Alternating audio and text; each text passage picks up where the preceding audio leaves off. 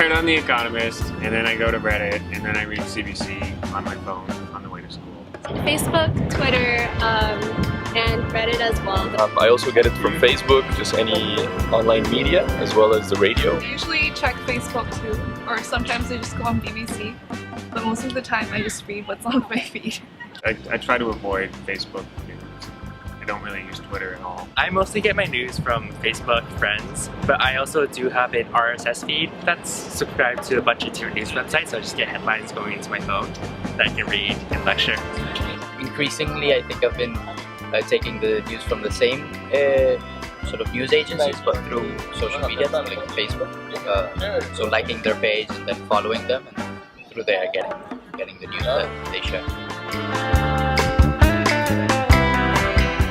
It's easier. I used to go to a lot of news websites, but nowadays I find that it's a lot easier and more accessible for me to just go onto my social media feed. Facebook, it's weird. It's kind of like a personal magazine where you kind of select what you like, and it's just the news comes from there. It's just a lot more convenient. I'm on my phone, on my laptop all the time. I generally don't go out, grab a newspaper, or turn the TV to a specific news channel.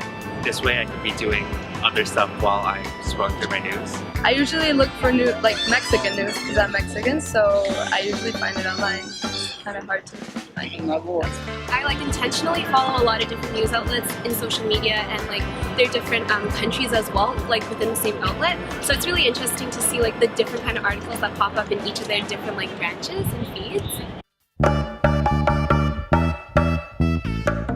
I try to read the same kind of stories from different outlets to see the kind of language that's being used, the different perspectives, and to see what's being focused on from each outlet. I tend to be pretty critical of Reddit, and I know it's kind of funny you bring that up because they just had this big controversy that just happened with the Orlando shooting and censorship there of views. So yeah, I realize it's probably a bit of an echo chamber, but there's still some pretty disparate views that you can see on the website, so I think it's a decent source.